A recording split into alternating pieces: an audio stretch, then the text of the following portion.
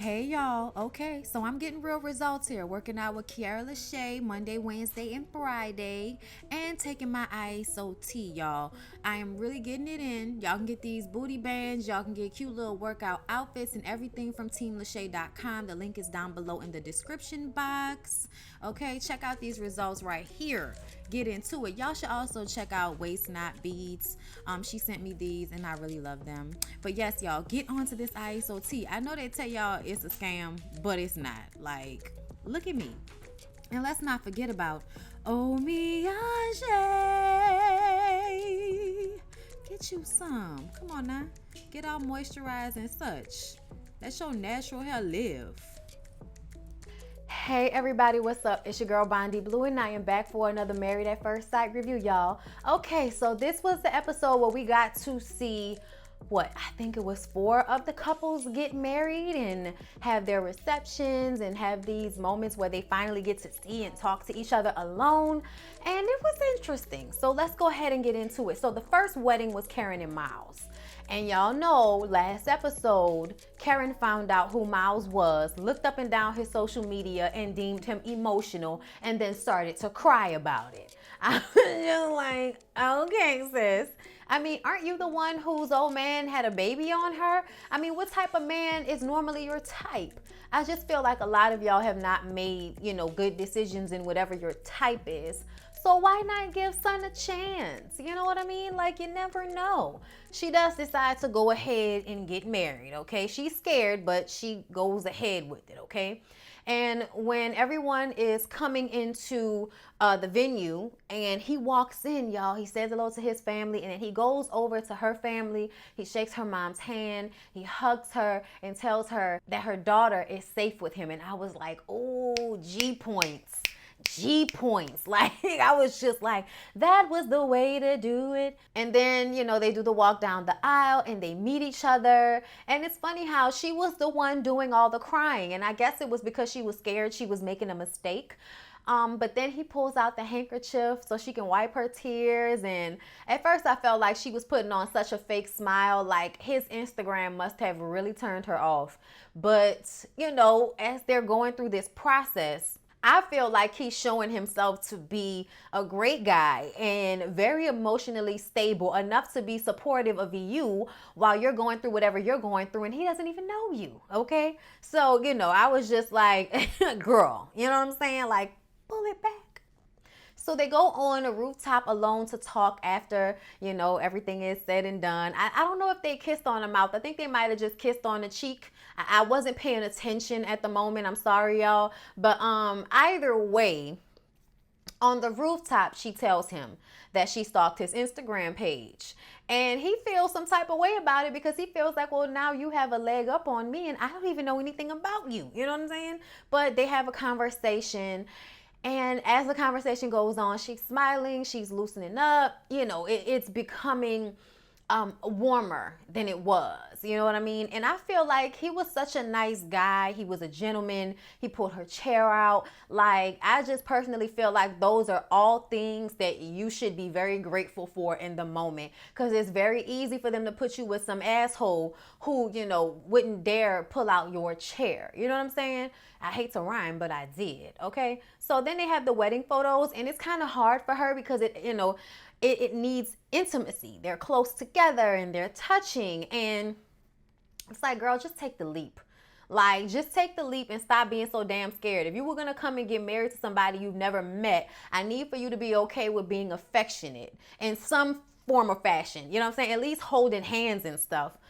Y'all, anyway, moving along. Olivia and Brett. So they got married next, and her dad, who lives far away, actually made it, which meant a lot to her. They talk 4 to 5 times a day on the phone.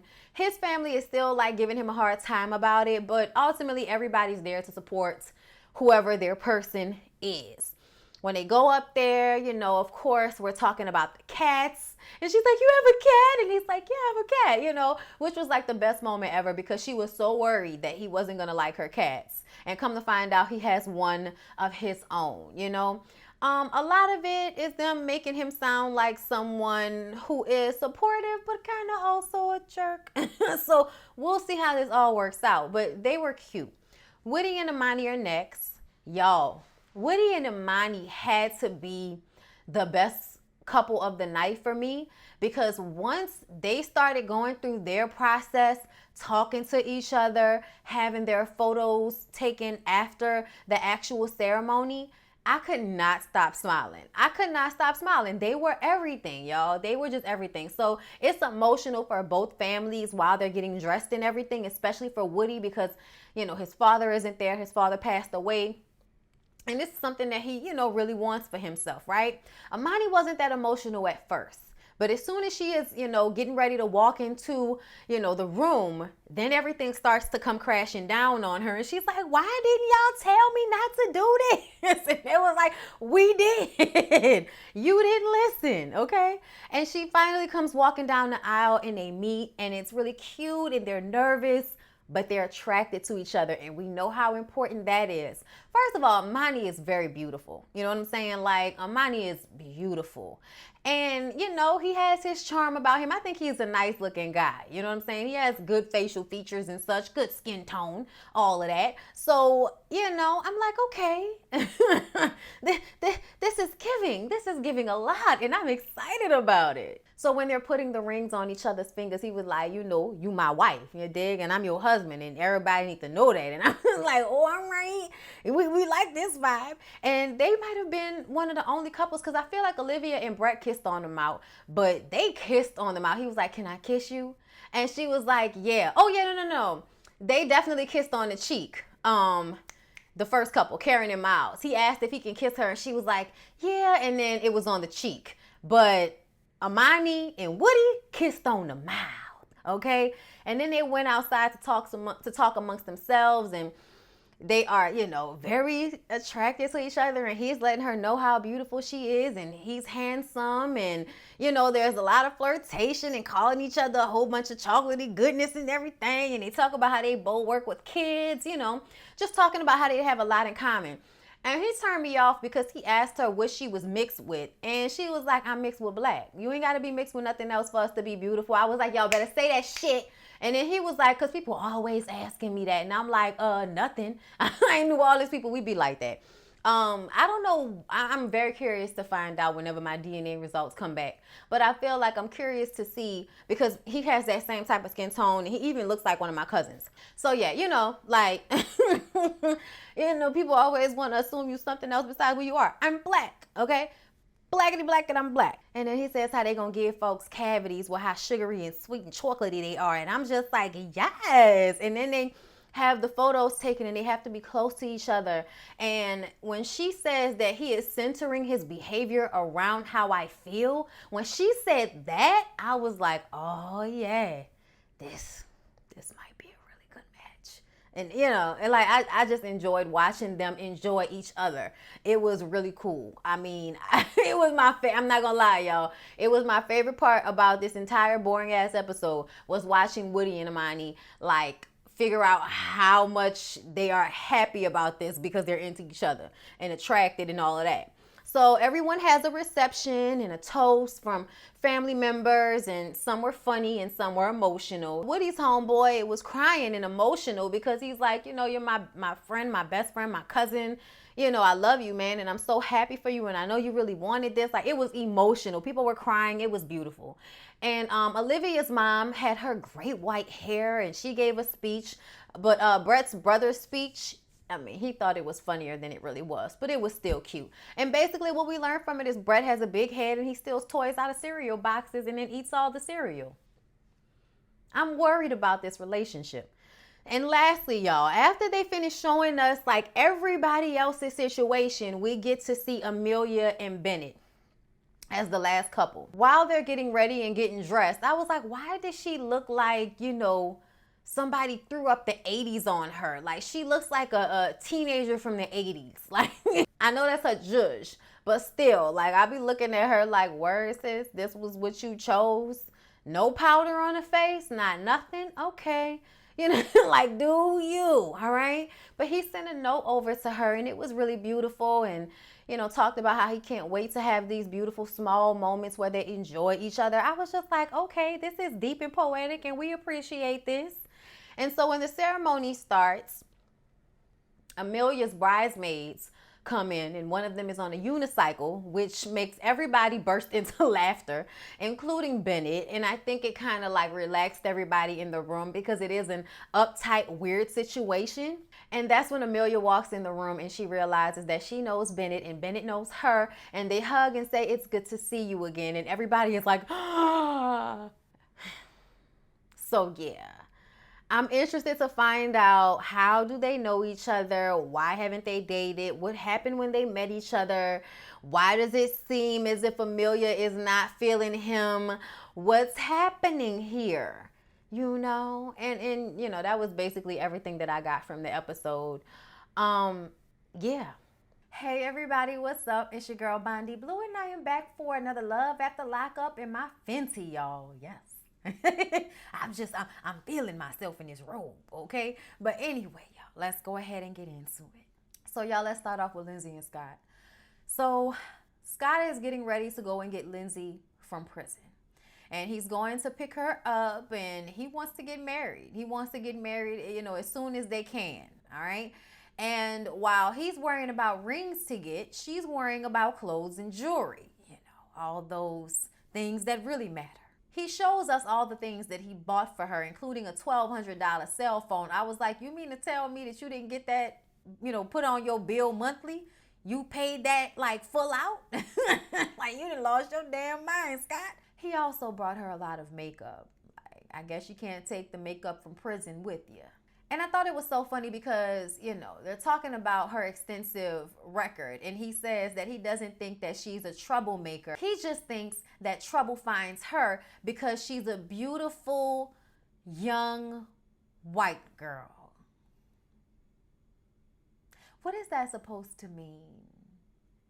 That whole idea that she's not actually doing anything wrong, but things just seem to find her because she's a white girl. So I'm guessing if she was Latino or black, that she would be out here looking for the trouble. Not like Lindsay, right? Meanwhile, Lindsay says, yes, I'm a troublemaker. I've gotten written up in here about 8 times. I just have a hard time doing the right thing. This is what Lindsay is saying out of her mouth. And still, some way, somehow, he's decided to deify her. Like, okay. Then he drives to go and see her grandmother who raised her, so her mom, and her daughter. And her daughter likes Scott because Scott bought her clothes, including the clothes that she's wearing. He lost his son. His son was 20 and got in a car accident and died on impact, and that was very tough for him. So he is looking forward to this second chance at creating a family with Lindsay and her daughter, and that's great.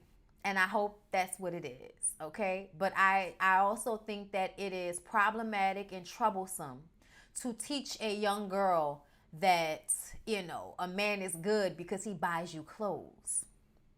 You know what I'm saying? Y'all feel what I mean? Like, yeah, no, that's just very troubling to me. The producers ask if he thinks it's a possibility that Lindsay is scamming him. And he says no. I mean, I'm sure she wouldn't just invite any old body to Thanksgiving with her family. Yeah, she would. She's a meth addict. We find out a little bit more about Lindsay's background. Apparently, Lindsay was in college, started selling meth, started using meth, was making like $2,000 a week, and thought, why would I ever finish college if I could continue to sell drugs? I don't know, Lindsay, because most people that sell drugs end up in jail eventually, like you. So it probably would have behooved you to have a long-term plan that didn't involve an illegal life of crime. Like, especially being this white girl that you are, like, you know, just some decisions don't make sense. Poor grandma. Grandma tried her damnness to make something good out of Lindsay, and she still ended up in jail selling meth. So y'all, John and Christiana. Okay, so I kind of like them as a couple because I feel like they're closer in age. So it's less of this creepy old man, you know, young woman who's using him for money because she never had a father figure type of situation that we're seeing in a few of the other couples. That's great. But yeah, so he is in a rush to get her from prison. It's like 6 in the morning, the sun is coming up, and they head to the park so that they can set up the trailer. So y'all, I thought it was gonna be an actual trailer, but it's not. It's like the bed of a truck that they put a bed on and then curtains around. So they're going to basically have sex on the back of that truck on the highway while someone is driving them to the halfway house that she has to get to after they get married, after he gets there in a limo. Okay. And he's nervous because they haven't really had a lot of conversations about getting married. But, you know, he gets out there in the limo waiting for her to come out of the jail. You know, of course, there's all this anticipation and teasing that she may not actually come out, but of course she does. She's happy to see him, and you know, she's like, oh my god, a limo. You know, everybody loves a limo from prison, okay? And ultimately he proposes and it gets shut off at that point. So we don't know if she said yes or not, but I guess we'll find out next week. Oh, I also found out that they have only been talking to each other for 3 months. So that's probably a really good reason not to marry him. But we'll see. Let's move on. Maurice and Jessica. So y'all, Jessica finally get to go get her man out of jail, y'all. She put on this nasty little stank dress to go and get him. I was like, all right, bitch, you better do it. Okay, look. She was giving y'all body. All right, I was like, go ahead, Jessica, girl. Go do it. Go get it. Now, she gave us a little breakdown of, you know, her relationship in the timeline with Maurice, okay? So she says that she visited him once. Okay, then 3 months later, they were engaged. Then 3 months after that, they got married. And they were having conjugal visits and everything. And she was like, he can just keep going. I'm like, girl, he's in prison. He's saving all his energy for you. Let's see how, you know, he goes when he's out and about and there's other vagina around, okay? But they haven't seen each other in 2 years because he got caught trying to sneak contraband drugs into the jail. So he got his privileges taken away. She actually said she was worried that he might have just been using her for sex. I'm like, but y'all haven't had sex in 2 years. He's still coming out to you. He could have been coming out to somebody else. You know what I mean? So I don't think that's a real issue. But when he comes out of the jail, he's exuberated, exacerbated. He didn't know what the word was, but he was excited. You know what I'm saying? He was like, who is that white lady? Oh, that's my wife. I was like, wow. I was like, wow. Yeah, he real, you know, California hood. You know what I'm saying? He real Compton, Bompton type situation. I couldn't remember which one he is. But yeah, he definitely gives off that hood gang mentality type vibe. They asked him how he felt being out of jail, and he was like, man, I'm free. Fuck all them. My CEO, my fake friends in there, all them people I had to pretend to be friends with, all them, okay? Because I'm here with my wife. She ain't never let me down, okay? Stayed 10 toes down every day. And I'm just like, oh, okay. Maurice, calm down, you know, and of course, then they run off to go have sex. Quaylon and Chavelle. Y'all, why Chavelle seem like, you know, she just, you know, oh, gotta be quicker than that. You know what I'm saying? Like, that's the vibe that she gives off. So y'all, Chavelle's mom comes to get her daughter so that she can keep her while Chavelle goes to pick up Quaylon's mom and then Quaylon from jail. She's so in love with him, and she got her daughter calling him daddy already because he sent her daughter a birthday card one year.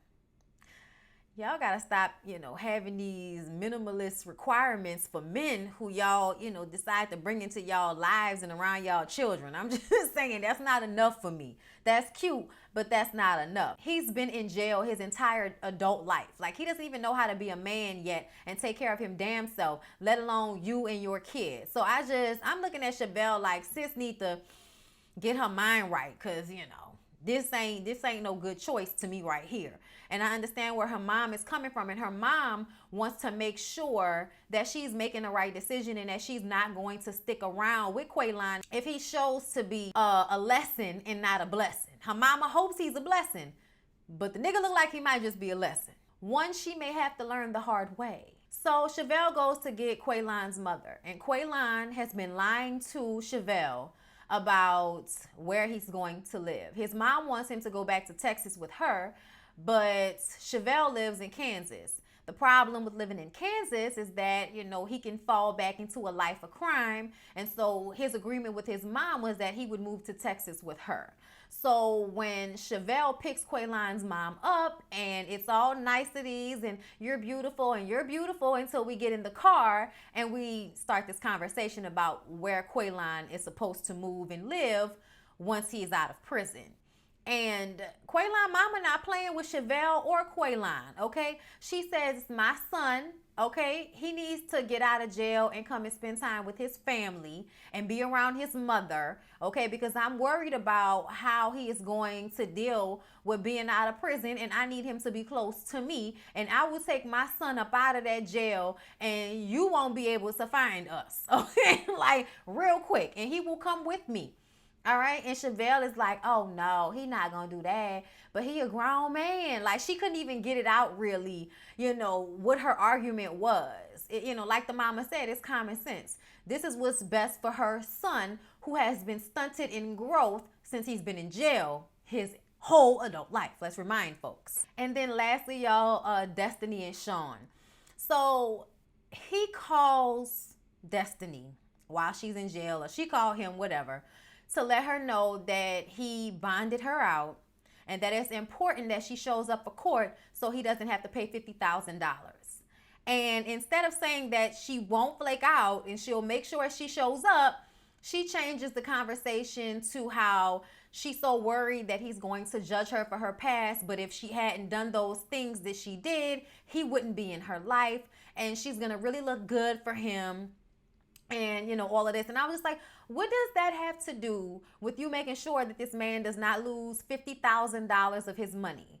Make me understand. Like, I was just like, this is stupid, Sean.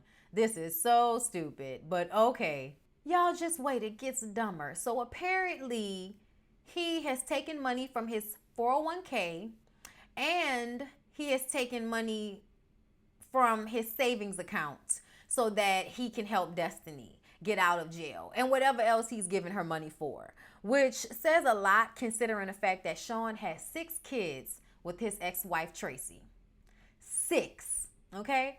Now he goes to the Forever 21 down the block from their house, down the street from the Chili's, so he can talk to Tracy and to his daughter Gracie about Destiny getting out of jail and moving into his house, okay?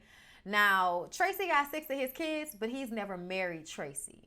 So when he starts to tell Tracy about this very serious relationship with this ex-drug addict convict, she is very upset. And he says she's going to be jealous. It's not even about jealousy. It's about what she said it's about. I'm good enough to have your 6 children, but the crackhead is the one that's good enough for you to marry? Make it make sense. If I was her, I would be upset as well.